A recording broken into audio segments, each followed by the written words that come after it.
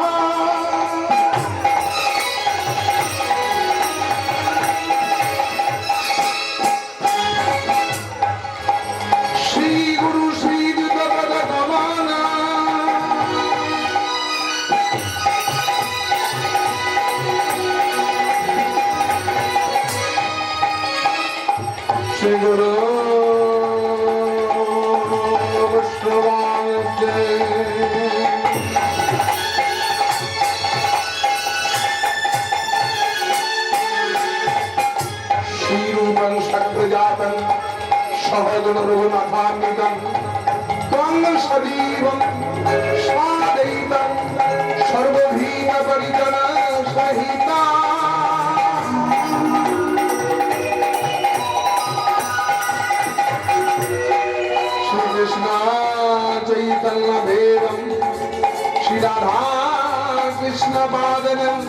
সহগণলয়দানা বিষবাণী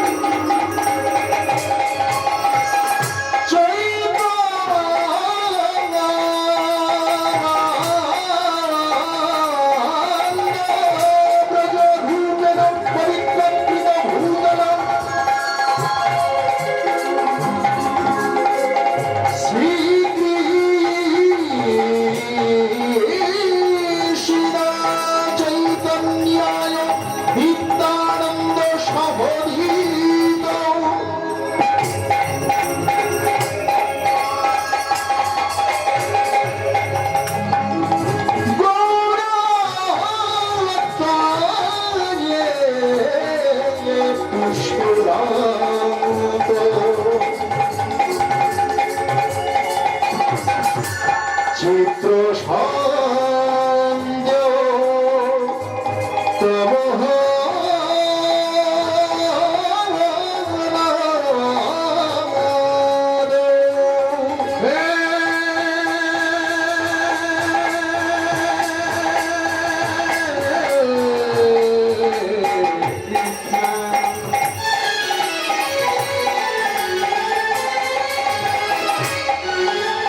করুণা সিন্ধু দীনবন্ধু জগৎপতে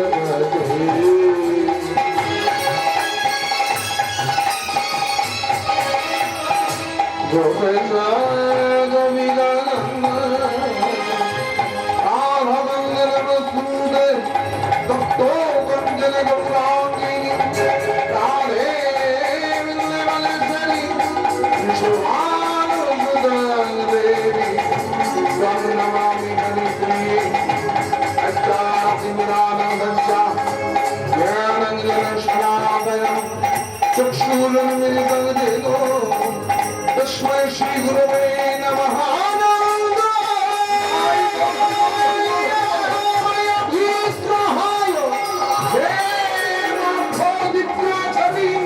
सुन्दराय तस्मै महाप्रेम रसगुराय चैतन्यचन्द्राय नमो नमः पंचाकल्पतरुभ्यं गीतासिन्धुदेव पतितनय पावनभो এই উপস্থিত বৈষ্ণবে ভো বৈষ্ণবে ভো বৈষ্ণবে ভো নমো নমো জয় গুরু শ্রী গুরু জয় গুরু জয় গুরু শ্রী গুরু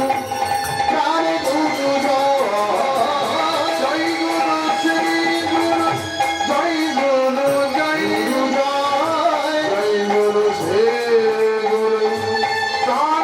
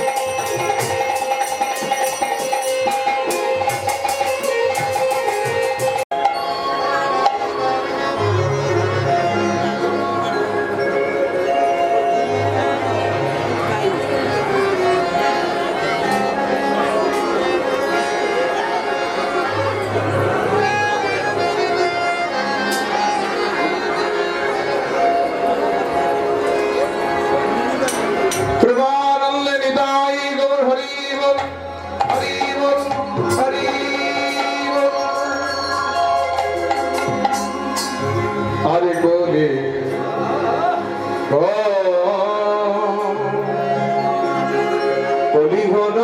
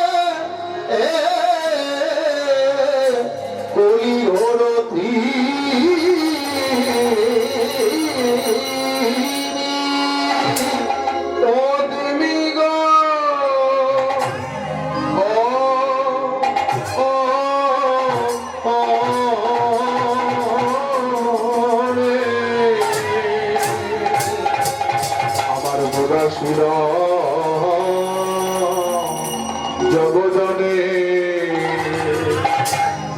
আহামরে মরে আমার গৌর কলি ঘোর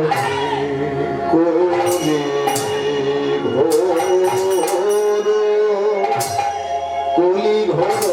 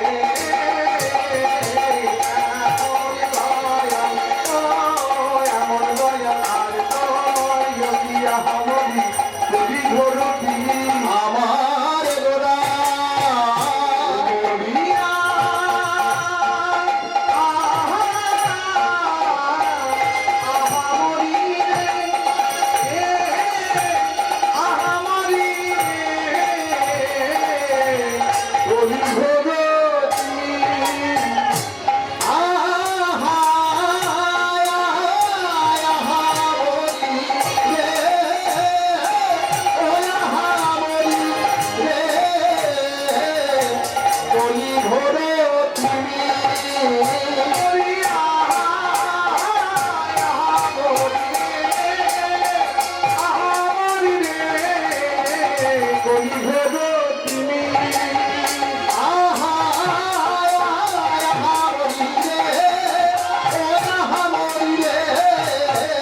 কলি ঘোর তুমি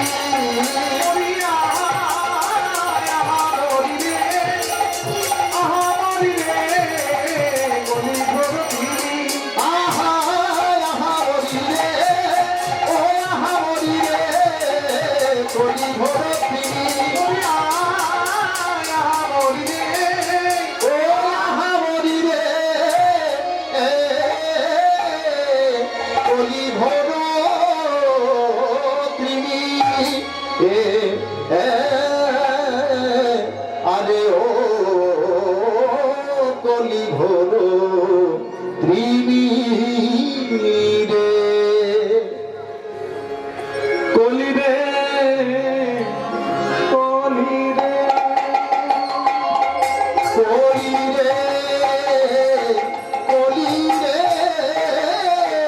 কলি রে কলি রে কলি রে কলি রে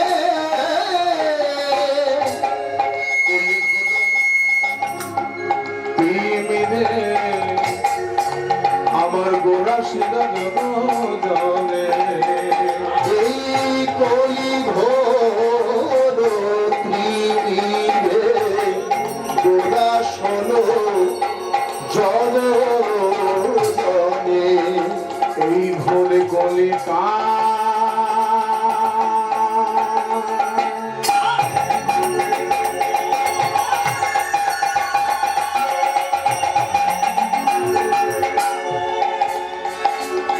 এই ঘোর কলিকালে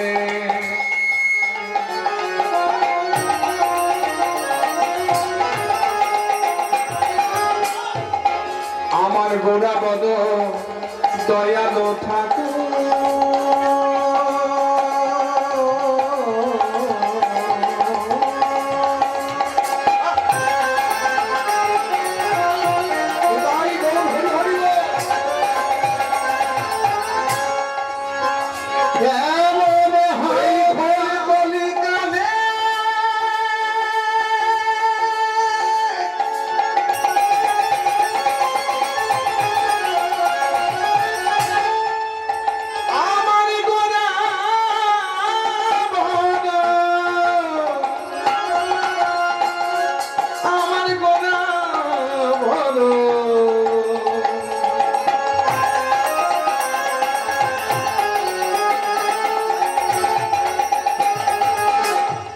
আমার গোড়া বড় দয়ালো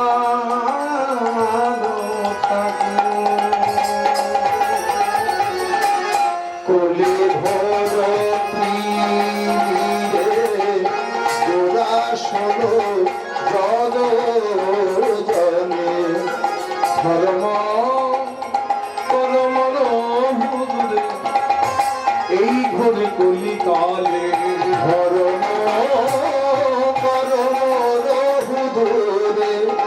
এই ঘোর কলি কালে অসাধনে চিন্তামণি বিধি মিলায়ালি সাধনে চিন্তামণি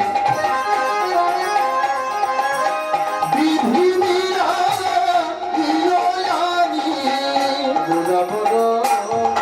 দয়ালো ঠাকুর এই ঘোর কলি কালে গোড়া বড় দয়ালো ঠাকুর এই ঘোর কলি কালে আর হবে না না আর হবে না আর হবে না না আর হবে না এমন দয়া আর হবে না না এমন দয়া আর হবে না কত এলো কত গেল এমন দয়া আর হবে না দেখো কত এলো আরে কত গেল এমন দয়া আর হবে না কলি রে কলি রে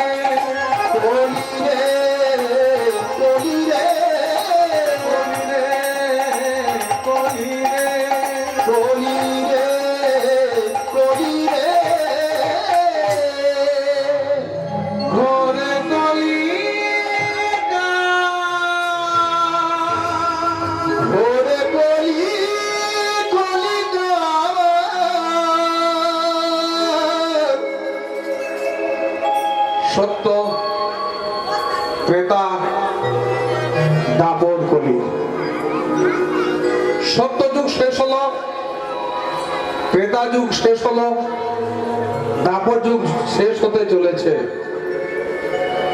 কুরুক্ষেত্রের যুদ্ধে পঞ্চপাণ্ডব জয়লাভ করেছে। ধর্মযুদ্ধে জয়লাভ করে সিংহাসনে বসলেন জ্যেষ্ঠ ভ্রাতা যুধিষ্ঠির। সবার মধ্যে রয়েছেন পঞ্চপাণ্ডব, পারিষদগণ। হঠাৎ বাইরে কে যেন একটা কুমঙ্গলের ঘন্টা ধ্বনি করল।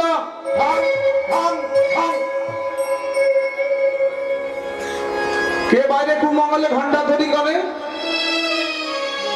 সভা পরিচালনায় বিঘ্ন হচ্ছে। ভীম, দাদা বাইরে গিয়ে দেখো তো কে কুমঙ্গলের ঘন্টা ধ্বনি করছে, সভা পরিচালনায় বিঘ্ন হচ্ছে।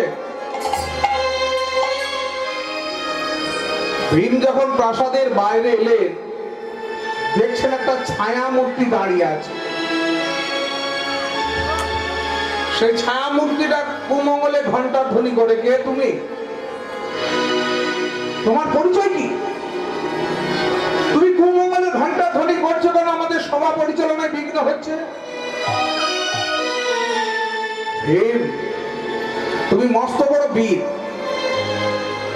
কুরুক্ষেত্রের যুদ্ধে তুমি বড় বড় বীরকে পরাজিত করেছো। তোমার মতো গদা যুদ্ধে পারদর্শী এই জগতে আর দ্বিতীয় কেউ নেই। আমি কে, আমার পরিচয়টা দেব। তার আগে তুমি আমার একটা প্রশ্নের উত্তর দাও। যদি তুমি আমার প্রশ্নের উত্তর দিতে পারো, আমি এখান থেকে চলে যাব। আর যদি আমার প্রশ্নের উত্তর তুমি না দিতে পারো, তুমি পাথর হয়ে যাবে। প্রশ্নটা কি?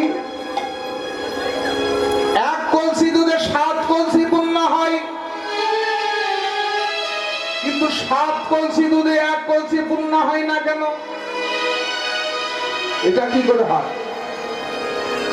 1 কলসি দুধে 7 কলসি ভর্তি হলো, কিন্তু 7 কলসি দুধকে পুনরায় যখন 1 কলসিতে ঢালা হচ্ছে, ভর্তি হচ্ছে না কেন কলসিটা? উত্তর আমার জানা নেই। ভীম, তুমি পাথর হয়ে যাও, তুমি পাথর হয়ে যাও।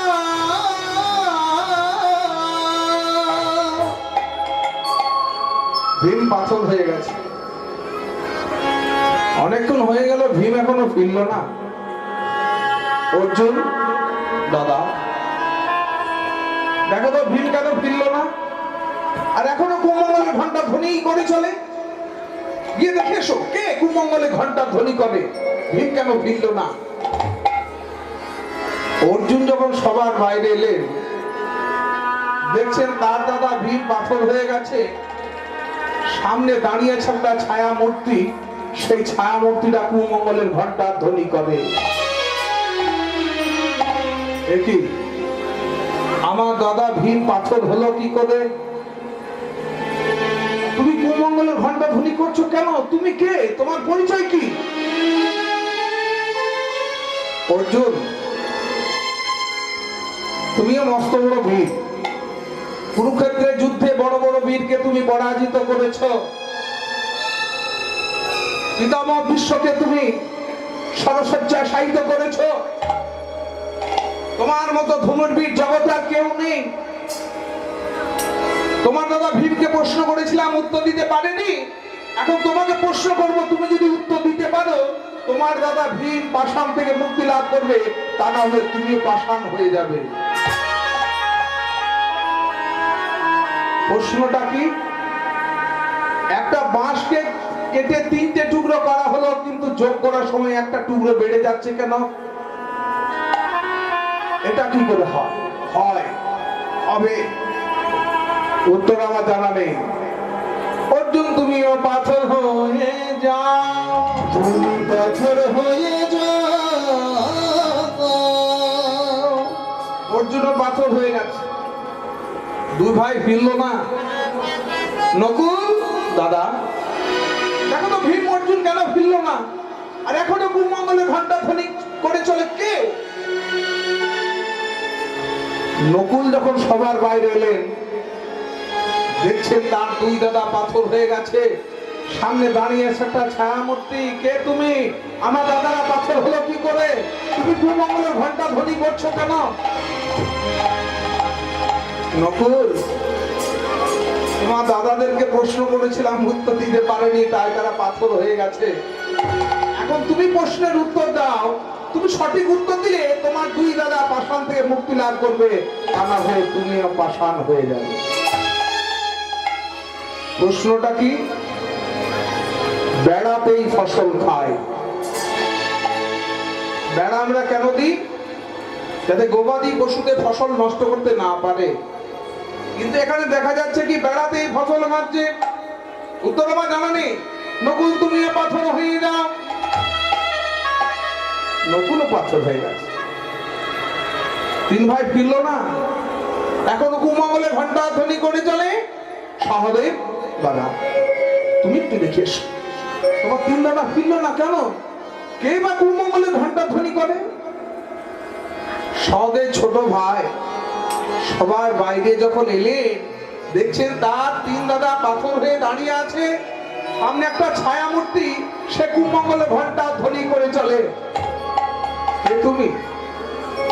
আমার দাদারা পাথর হলো কি করে? প্রশ্ন করেছিলাম, উত্তর দিতে পারেনি। তুমি এখন প্রশ্নের উত্তর দাও। প্রশ্নের উত্তর পেলেই আমি এখান থেকে চলে যাব, তা না হলে তুমিও পাথর হয়ে যাবে। প্রশ্নটা কি?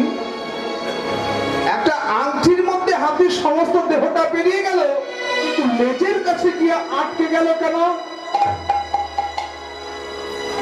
উত্তর আমার জানা নেই। তুমিও পাথর হয়ে যাও, পাথর হয়ে যাও। ভীম, অর্জুন, নকুল, সহদেব চার ভাই পাথর হয়ে গেছে। চার ভাই যখন ফিরল না, বড় দাদাকে আর সিংহাসনে বসে থাকতে পারেন? প্রাসাদের বাইরে এলেন, যেই না যুধিষ্ঠির প্রাসাদের বাইরে এসে দাঁড়িয়েছেন, সঙ্গে সঙ্গে সেই ছায়ামূর্তি পালিয়ে গেল। ছায়ামূর্তি পালিয়ে যেতে চার ভাই পাষাণ থেকে মুক্তি লাভ করেছে।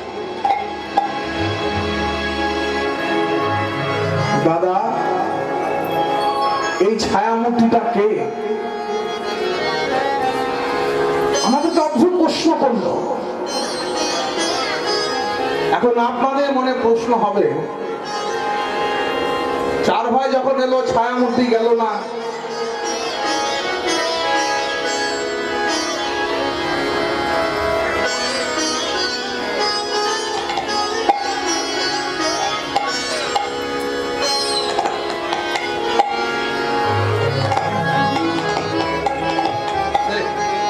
চার ভাই যখন এলো তখন ছায়ামূর্তি পালিয়ে গেল না, কিন্তু বড় ভাই যুধিষ্ঠির আসতে সেই ছায়ামূর্তি পালিয়ে গেল কেন?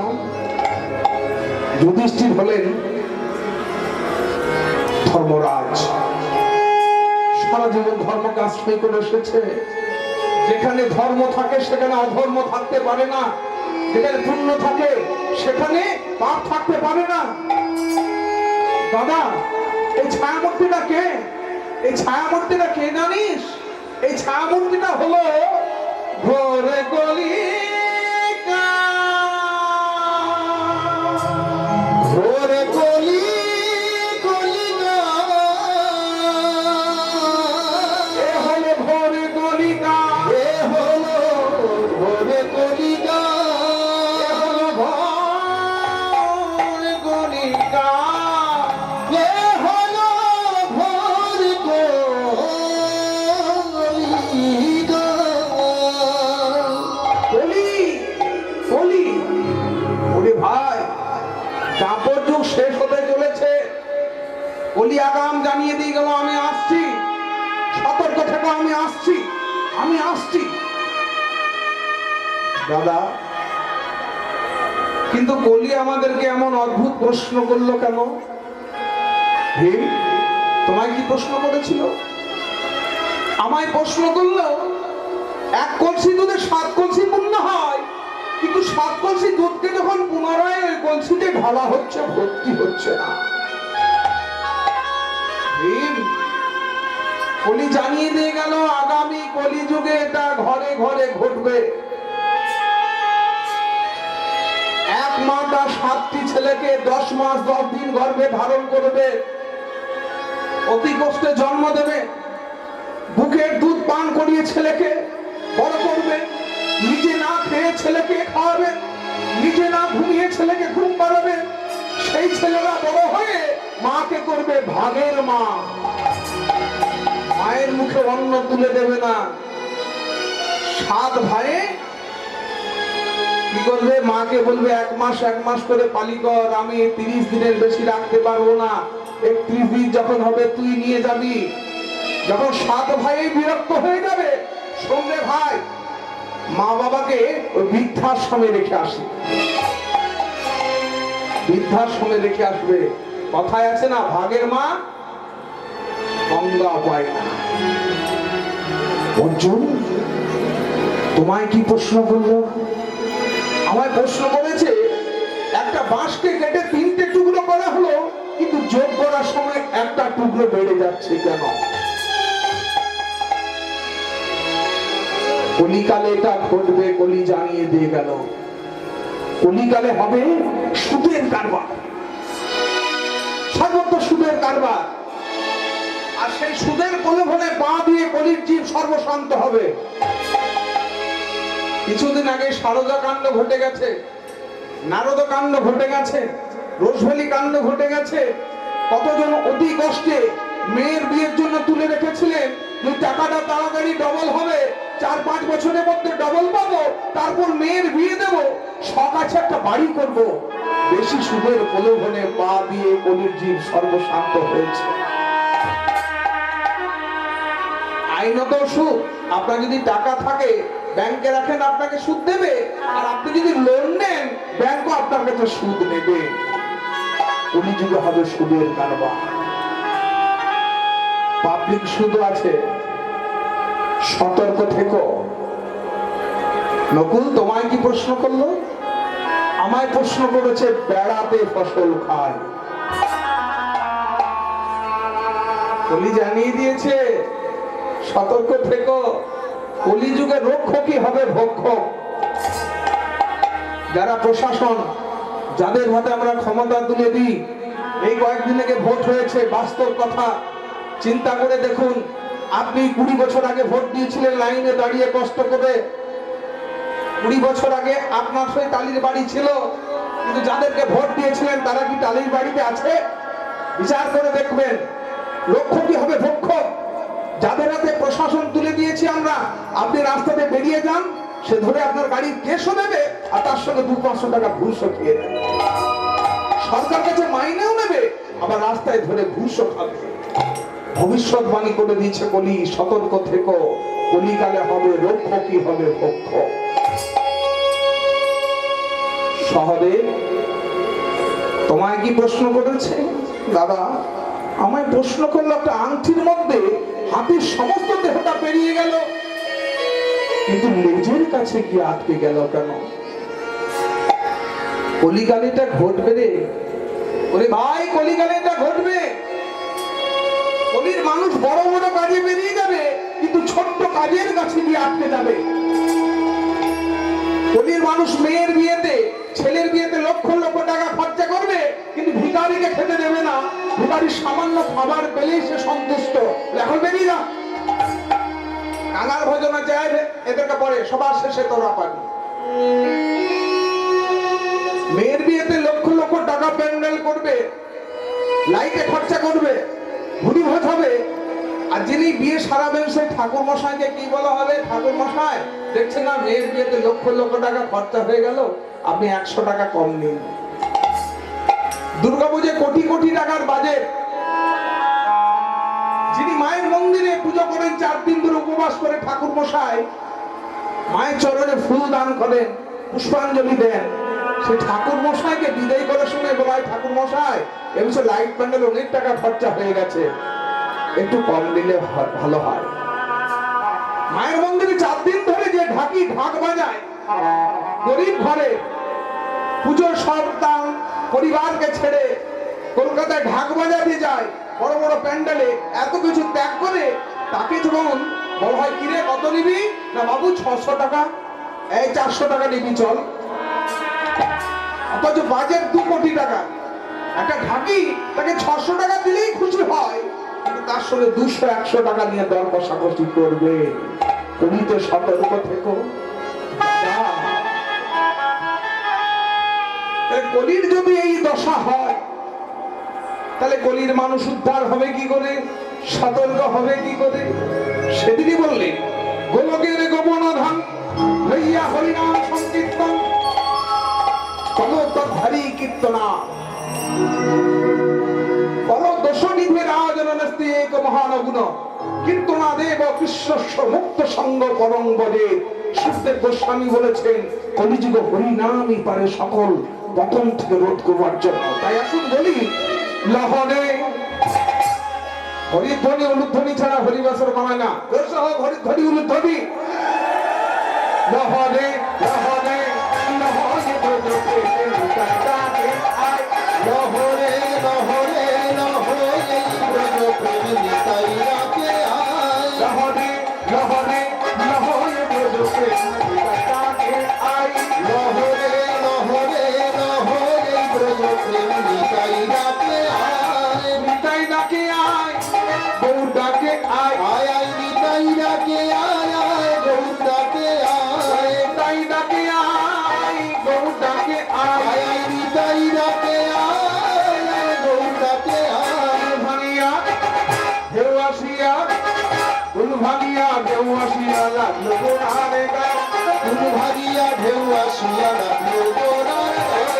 খালি ও খালি পরে প্রভু না ফুটাই, প্রেম থালি উঠাই যমুনা ফুরাই। খালি ও খালি পরে প্রভু না ফুটাই। প্রেম থালি উঠালি পরে প্রভু না ফুরাই।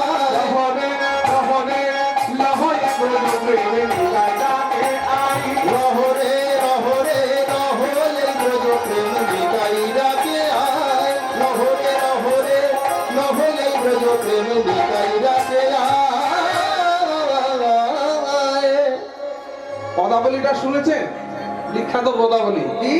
না, কলি ঘোর তিমিরে গোরাশির জগজনে। তিমির বলতে কি ঘোর কলিকাল। তিমির মানে হলো অন্ধকার। এখন তো অন্ধকার, এ তো রাতের অন্ধকার। কিন্তু পদকর্তা এখানে বললেন না রাতের অন্ধকারের কথা। কোন অন্ধকারের কথা বলেছেন? পাপের অন্ধকার। কলিযুগটা পাপের অন্ধকার যখন ভরে যায়, পাপে যখন পরিপূর্ণ হয়, বিজ্ঞানীরা বলছেন, আমাদের শাস্ত্র বলছে 100 বছর পর পর মহামারীটা আসে কেন? 1717 সালে এসেছিল প্লেগ। আবার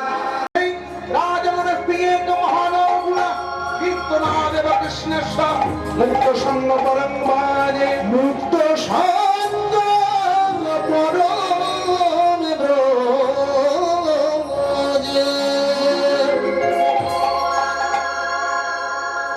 ক্রীতে যে ভয়তে বিষ্ণু। সত্যযুগে ছিল ধ্যান। সত্যযুগের মানুষ ভগবানকে লাভ করতেন কিসের দ্বারা? এদিকে কিসের দ্বারা? ধ্যানের মাধ্যমে। হাজার হাজার বছর ধরে সত্যযুগের মানুষ ধ্যান করতেন। হাজার হাজার বছর ধরে যদি সত্যযুগের মানুষ ধ্যান করতেন, তাহলে সত্যযুগের মানুষ বাঁচতেন কত বছর? মূল্যবান তত্ত্বগত কথাগুলো শুনুন, জীবন অনেক কাজে দেবে। সত্যযুগের মানুষের আয়ু কত ছিল? 1 লক্ষ বছর। এদিকে মায়েরা, এদিকে 1 লক্ষ বছর সত্যযুগের মানুষ বাঁচতেন। আর লম্বায় কত ছিল? নিজের হাতের 21 হাত। আর বাড়ির অর্থনৈতিক অবস্থাটি কেমন? ওই সোনার থালাবাটির গ্লাস ব্যবহার করে, আর যেটা একবার ব্যবহার করে দ্বিতীয়বার আর ব্যবহার করে না। ভগবানকে লাভ করতে ধ্যানের মাধ্যমে। আমরা ধ্যান করতে জানি? ধ্যান কাকে বলে তো আমরা জানি না। এই মায়ের মন্দিরে প্রণাম করলাম, মায়ের ধ্যানটা কি? জড়াযুক্তম সমাযুক্তম মর্দন্ডক্রদা সেই করাম গোচরত্রয় সংযুক্তাম পুণ্যন্দে সত্রী সালাম অতসি পুষ্পবর্ণাভাম। বিশাল বড় ধ্যান। ধ্যান মানে কি? মায়ের স্বরূপ, যার জন্য তুমি ধ্যান করছো, তার স্বরূপটা চিন্তা করা। পদ্মাসনে বসে নয়ন মুদিত করে স্বরূপ চিন্তা করা। আমরা সেই স্বরূপ চিন্তা করতে পারি দাদা ভাই? সংসারে কুচিন্তাগুলো মাথার মধ্যে কিলবিল কিলবিল করে। দেখবেন একটু কুলদেবতার সবার বাড়িতে ঠাকুর মন্দির আছে, কালকে পরীক্ষা করবেন কুলদেবতার সামনে একটু পদ্মাসনে বসে চোখ বন্ধ করে ধ্যান করার চেষ্টা করবেন। দেখবেন সংসারে যত কুচিন্তাগুলো মাথার মধ্যে কিলবিল কিলবিল করছে। তাই তো মেয়ে বিয়ে দিতে হবে, ছেলের চাকরি হলো না, এত করোনার বারবারন্ত, কি জানি কবে আবার লকডাউন হয়ে যায়, কি করে সংসারটা চলবে। এদিকে ধ্যান করছি চোখ বন্ধ করে আছে, সেটা তো ধ্যান হলো না। পরম আত্মার সঙ্গে তন্ময় হয়ে যাওয়া, তৎ মানে তাহাতে ময় মানে মিশে যাওয়া। কিন্তু আমরা পারি কি? সংসারের চিন্তাগুলো মাথার মধ্যে কিলবিল কিলবিল করে। তাই কলির জীব ন ধনং, সত্য যুগ শেষ হলো, এলো ত্রেতা যুগ। ত্রেতায় যজেদ রখাইয়া রাজয়তে রখায়া। ত্রেতা যুগ আসতেই মানুষের আয়ু কমে গেল। 1 লক্ষ থেকে একটা শূন্য বাদ দিলে কত হয়? কত হয়? 1 লক্ষ থেকে একটা শূন্য বাদ দিলে হয় 10,000 বছর। আয়ু যখন কমতে শুরু করেছে, সবকিছু কম হয়ে গেল। লম্বা 21 হাত থেকে ত্রেতা যুগের মানুষের হলো 14 হাত। আর বাড়ির অর্থনৈতিক অবস্থাটি কেমন হয়েছে? সোনার থালাবাটি গ্লাস থেকে রূপোর থালাবাটিতে নেমে এসেছে। আর ত্রেতা যুগের মানুষ ভগবানকে লাভ করতেন যজ্ঞের মাধ্যমে, যাগ যজ্ঞ। আমাদের ঘরে ঘরে যজ্ঞ হয়। নতুন বাড়ি তৈরি করেছি, বিয়ে প্রতিষ্ঠাতে যজ্ঞ। আর আমার জীবনে তো 3 বার হয়ে গেছে। একবার অন্নপ্রাশনে, পৈতের সময়, বিয়েতে। 3 যজ্ঞ ব্রাহ্মণ। যজ্ঞ কোথায় করতে হয়, কিভাবে করতে হয়, যদি বেদ খুলে দেখেন, উপনিষদ খুলে দেখেন, যেখানে সুন্দর লেখা আছে যজ্ঞ কোথায় হবে? আপড়া মাটিতে, যেখানে সেখানে যজ্ঞ হয় না। আর যজ্ঞ ঘিটা দেখেছেন? দর্শকর্মার দোকানে কিনতে পাওয়া যায়। এই যে ভাই, এই ঘিটা দাম কত? 200 টাকা 500 গ্রাম। আর পাশেরটা একটা 200 টাকায় 500 গ্রাম, একটা 600 টাকায় 500 গ্রাম। এত দামের ফারাক কেন? খাওয়ার ঘিয়ের দামটা বেশি, যেটা আমরা খাবো। আর যেটা ভুসাহা, সাহা, সসাহা, সেটা ভেজাল ঘি। নাকে দিয়ে দেখবেন দুর্গন্ধ, নাকে দিতে পারবেন। তাহলে ভেজাল ঘিটা দিচ্ছি যজ্ঞে, আর আমরা নিজের খাচ্ছি দামি ঘিটা। যখন ঠাকুরের জন্য, যজ্ঞের জন্য নিয়ে আসেন, নিজের মনকে প্রশ্ন করে দেখুন, কবে জিজ্ঞাসা করেন, হ্যাঁ রে ঘিটা ভালো হবে তো? দামটা কম হলেই ভালো। তাহলে সে ভেজাল ঘিকে দিয়ে বলছি ভুসাহা। আর ঠাকুর মশাই কি করবেন? ওই পুজোর মন্ত্র বলাতে গিয়ে আরেকটা পুজো ধরে আছে, দেখবেন বিয়ের মন্ত্র বলি, বুধাবদ্রী শ্রী গায়ত্রী ছন্দ নিদেবতা বিনিয়োগ। আর দর্শকর্মার দোকানে যে কাঠগুলো আমরা নিয়ে আসি, সেটা শাল কাঠ না বেল কাঠ না পলাশ কাঠ আমরা জানি না। যা দিয়েছে চিনি না তো। কলিযুগের এই হলো যজ্ঞ। 8 ঘন্টা থেকে 1 ঘন্টার মধ্যে যজ্ঞ শেষ। ত্রেতা যুগের মানুষ যজ্ঞ করতেন হাজার হাজার বছর ধরে। তাহলে কলিযুগের মানুষ যজ্ঞ করতে জানে না। এলো দাপর যুগ। দাপরে পরিচর্যা জয়। দাপর যুগ আসতেই মানুষের আয়ু কমে গেল। 10,000 থেকে একটা শূন্য বাদ দিলে কত হয়? 1,000 বছর। আর লম্বায় হয়েছে কত? নিজের হাতে 14 হাত। আর বাড়ির অর্থনৈতিক অবস্থাটি কেমন? দাপর যুগের মানুষের সোনা নয়, রূপো নয়, কাঁসার থালাবাটি গ্লাসে নেমে এসেছে। আর ভগবানকে লাভ করতেন পূজা অর্চনার মাধ্যমে। আমাদেরও পূজা আছে, তাই তো? পূজা করেন তো? গণেশ পুজো দিয়ে বছরটা শুরু হচ্ছে, আর শেষ হচ্ছে চড়ক পুজো দিয়ে। কিন্তু পূজা কাকে বলে আমরা তো জানি না। দুটো বড় বড় মন্ত্র বললেই তো হয়ে যায় না। যাওয়া দেবী সর্বভূ তেষু মাতৃ রূপে সংস্থিতা নমস্তে নমস্তে। বাহ, ঠাকুর মশাই উচ্চারণ তো দারুণ দারুণ পূজা হচ্ছে গো। কিন্তু পূজা কাকে বলে? পয়ে পবিত্র, হর্ষই উপচার, বর্কিচে জপ, আকারে হলো আচার। পবিত্র উপাচারে জপ আচার। তাহলে পবিত্র কি দরকার? মায়েরা পুজো করেন, মা লক্ষ্মী আপনারা অন্নপূর্ণা। আমরা না পুজো করতে পারি, আপনারা স্নান করে ঠিক পুজোর দায়িত্বটা আপনাদের হাতে। আর আপনারা সবসময় ঘরে থাকেন তো, ধরুন মন্ত্র আপনাদের মধ্যে নেই, মন্ত্র জানেন না। পরম পুরুষ শ্রী শ্রী রামকৃষ্ণ ঠাকুর কোনদিন মন্ত্র বলেছিলেন? মন্ত্র সৃষ্টি কোথা থেকে? বেদ থেকে। মন্ত্র কথাটার অর্থ কি? মন্ত্র মন্ত্র মন্ত্র। রামকৃষ্ণ ঠাকুর যখন দক্ষিণেশ্বরে মায়ের পূজা করছেন, এক ভক্ত বলছে, ঠাকুর ওই তুমি তো কোনোদিন মন্ত্র বললে না, শুধু কি বলছো নেমা খামা, এটা কি মন্ত্র হলো? ঠাকুর কি বললেন? ওরে ওরে শালা। কি বলতেন? কথায় কথায় শালা বলতেন না? কথামৃত পড়বেন, তার সিনেমা নাটক যাত্রাগুলো দেখবেন, ওরে শালা। কথায় কথায় শালা বলতেন।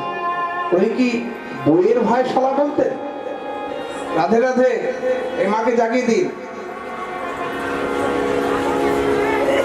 ওরে শালা, দন্তস্বয় আকার লয়াকার বলতেন না, ঠাকুর বলতেন তালাপস্বয় আকার লয়াকার। এক জায়গায় তিনি বলেও দিয়েছে, ওরে যে গ্রামে 4টে শালা নেই সে গ্রামে কোনোদিন বাস করিস না। এই গ্রামে শালা আছে? আছে শালা? আমি বলে দিচ্ছি আছে। পাঠশালা কয়েকার ঠ তলবস্যা একা লয়াকার আছে? স্কুল আছে তো নাকি? গোশালা গোয়ালঘর আছে? নিশ্চয়ই আছে, কারো বাড়িতে না আছে। আচ্ছা, ভোজনশালা, অতিথিশালা, রান্নাঘর তো আছে। আবার সেই রান্নাঘর নয় যে রান্নাঘরে ভক্ত সেবা হয়। আজ থেকে 500 বছর পূর্বে, এটি ইতিহাস বলে, তথ্যের সঙ্গে তত্ত্বটা মিলিয়ে নিতে হয়।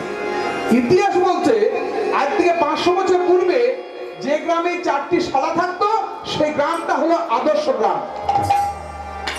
আর বড় বড় ভক্তরা সেই গ্রামে যেতেন যে গ্রামে অতিথিশালা, ভোজনশালা, গোশালা এবং পড়াশোনার ব্যবস্থা থাকতো, পাঠশালা থাকতো। ওরে শালা, বড় বড় মন্ত্র বললে কি কোনদিন পুজো হয় রে? ওরে যদি থাকে শুদ্ধ মন্ত্র, বিবাহ হবে শুদ্ধ মন্ত্রে। যদি থাকাই বিবাহ হবে শুদ্ধ মন্ত্রে। যদি থাকে শুদ্ধ মন্ত্র, বিবাহ হবে শুদ্ধ মন্ত্রে। ওরে যদি থাকে শুদ্ধ মন্ত্র, বিবাহ হবে শুদ্ধ মন্ত্রে। যদি থাকে শুদ্ধ মন্ত্র, যদি থাকে শুদ্ধ মন্ত্র, কিবা হবে শুদ্ধ মন্ত্রে। মনটাকে শুদ্ধ করো। মন শুদ্ধ হবে কি করে? মহাপ্রভু বলে দিয়েছেন, চৈতা দর্পণা মার্জনা। এই রাত্রি জেগে কীর্তন শোনো, তোমার মন পবিত্র শুদ্ধ হয়ে যাবে। চৈতা দর্পণা মার্জনা। তাহলে দাপর যুগে ভগবানকে লাভ করতেন পূজা অর্চনার মাধ্যমে। কলির জীবের পূজা কেমন? কোটি কোটি টাকার বাজেটের দুর্গা পুজো। তাদেরকে জিজ্ঞাসা করবেন সেক্রেটারিকে, আচ্ছা দাদা সন্ধি পুজো কটায়? বলতে তো পারবো না, ঠাকুর মশাই জানেন। আচ্ছা দাদা কটা প্রাইজ পেয়েছেন? 100টা।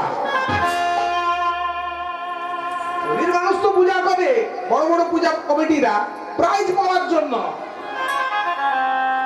ঠাকুরকে লাভের জন্য নয়, ধর্মের জন্য নয়। কে কত বড় বাহাত দেখাতে পারে, কার কত লোক টেনেছে।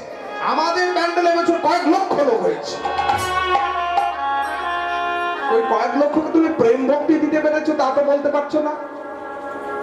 কলিযুগের পূজা কেমন আমাদের, আমার বাড়িতে দেখেছি। আগে আমি বক্তা, আমাকে দিয়ে বিচারটা করি। বাড়িতে ঠাকুর ঘর আছে, আপনাদের বাড়িতে আসে, তা দেখবেন বাড়িতে যদি অতিথি আসে, বিশেষ করে বিআই বিয়ান, বড় কুটুম, তাই তো, বিআই বিয়ান যদি বাড়িতে আসে, গিন্নি থলিটা ধরিয়ে দিয়ে বলে, শুনছো গো, আজ বাড়িতে বিআই বিয়ান আসবেন, যাও ভালো করে একটু মিষ্টান্ন নিয়ে এসো, আর আসার পথে ঠাকুরের জন্য একটু নিয়ে এসো। বাড়ির কর্তব্য বড় মিষ্টির দোকানে গিয়ে বিআই বিয়ানের জন্য বড় কুটুম আসছেন, এই ভালো ভালো মিষ্টি দাও, আর একটু ঠাকুরের জন্য দিয়ে দাও তো। দোকানদারও জানে কোনটা ঠাকুরের জন্য বরাদ্দ। ঠাকুরের জন্য বরাদ্দ সেই মিষ্টিটার নাম হলো গুজিয়া। কি বলেছি? দেখবেন একটা থালার মধ্যে নামা থাকে, ওই গোল গোল করে পাকানো, ঠিক কানের মতো দেখতে। আবার যেমন কি দশকর্মার দোকানই থাকে নকুল দানা। বাড়িতে কুটুমকে বিদেশি চাইনিজ প্লেটে মিষ্টান্ন দেওয়া হয়।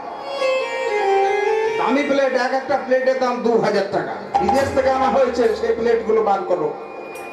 কুটুমদেরকে দেওয়া হলো দামি প্লেট, 2000-3000 টাকা দাম।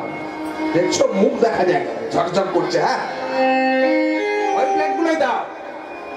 আর ভগবানের জন্য বরাদ্দ ঠাকুর ঘরে, আপনারা বলে দিন, কে বলতে পারবেন কোন প্লেটটা আছে? তার নাম হলো রিকেবি। ঠিক বলেছি? এই ছোট ছোট কাঁসা নয়, পেতলের, আবার নকল বেরিয়েছে, নকল পেতলের।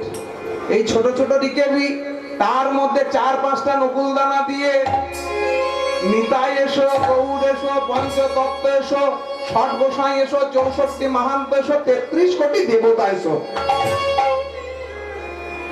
তাহলে আমাদের পূজা অর্চনাটা দেখুন, ভগবান কি তবু কি দুঃখ কষ্ট করেন যে আমাকে 4-5টা মাত্র নকুল দানা দিয়েছে? না, ভগবান দেখেন এই নকুল দানার মধ্যে তুমি কতটা প্রেম ভক্তি মিশ্রিত করেছো। আত্মীয় স্বজন কুটুমরা হয়তো দেখবে কতটা আমি সম্মান করলো, কত বড় রসগোল্লা দিয়েছে, কত দামি সন্দেশ দিয়েছে। ভগবান সেটা দেখেন না। ভগবান দেখেন আমার মধ্যে যেটা নেই, ভক্তের মধ্যে যে সম্পদটা রয়েছে, সে কতটা তার মধ্যে মিশ্রিত করেছে প্রেম আর ভক্তি। দাপর যুগ শেষ হলো, কলিযুগ। কলিযুগ আসতেই মানুষের আয়ু কমে গেল। 1000 থেকে একটা শূন্য বাদ দিলে কত হয়? আউ তুলে বলুন। 100 বছর হৃদয় গৌর হরিবল, উলুধ্বনি হরিধ্বনি।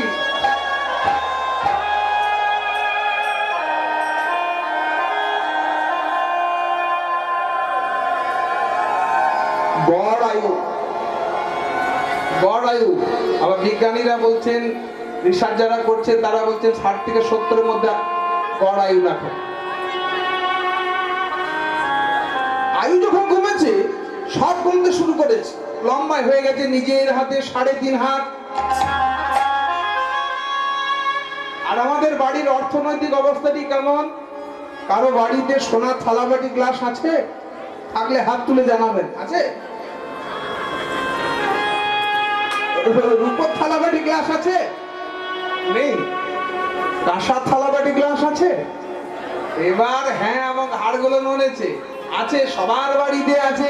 কিন্তু কিভাবে আছে জানেন? ওই বস্তার ভেতরে ঢুকিয়ে ওপরে তোলা আছে। এটা কলিযুগ। তাহলে আমাদের কি দশা দেখুন। আজ যা মহামারীটা এসেছে, এরপরে কাঁসার থালা কেন, শাল পাতাটা ঠিক মতো জুটবে না। এর জন্য সুখদেব গোস্বামী বলে দিয়েছেন, শ্লোকটা আপনার আগে শুনেছেন, কি জন্য আজকের আমাদের এই দশাটা জানেন? 18টা পুরাণ, এবার পালাতে প্রবেশ করবো। 18টা পুরাণ খুলে দেখুন, গ্রন্থ শ্রীমণি শ্রীমদ ভাগবত সেখানেই বলেছেন রাজা পরীক্ষিতকে, পরীক্ষিতের এই দশার কারণটা কি না নিজেরাই কল দোষ নিধে, কল দোষ নিধে। জীব হলো দোষের খনি। কয়লার খনি দেখেছেন? খুঁড়লেই কয়লা। তেমনি কলির জীবের অসংখ্য দোষ। প্রথমেই বললেন কি, খাওয়াতে দোষ, চলাতে দোষ, বলাতে দোষ, ঘুমানোতে দোষ, কীর্তন শোনাতে দোষ। দোষ নেই? চারিদিকে আমি দেখতে পাচ্ছি দোষে ভরা। পরে বলবো যে কত দোষ হয়ে আছে এখানে। শাস্ত্রের বাইরে কথা বলবো না। খাওয়াতে দোষ কি? শ্রীমদ্ ভাগবত খুলে দেখুন, আমাদেরকে বলা হয়েছে কি খাওয়া দরকার, কি নিষেধ। প্রথমে বলা আছে আমিষ আহার নিষেধ। আগে যে বললাম যে কুটুম জন এলে সেটা আগে চাই। কলকাতায় এখন 700 টাকা, আমাদের আসানসোলের দিকে এখন 650 টাকা কেজি। বাড়িতে যদি কুটুম আসে, গিন্নি বলবে শুনছ মতনের বাবা, শোনাই দেখো মতনের বাবা, কি গো আজকে তো ছেলে শ্বশুর মশাই আসছে গো, এই থলি কেন, দেখো তো মোড়ের মাথায় কেটেছে নাকি, তাতে করতে হবে, সম্মান থাকবে না। আর দেখো একটু বাজারে গিয়ে যদি ভালো ভালো পাও সাইজের, সমুদ্র কিংবা নদীর, আমিষ আহারের কথা বলছি, আমাদের খাওয়া উচিত না, কিন্তু আমরা খাই তো।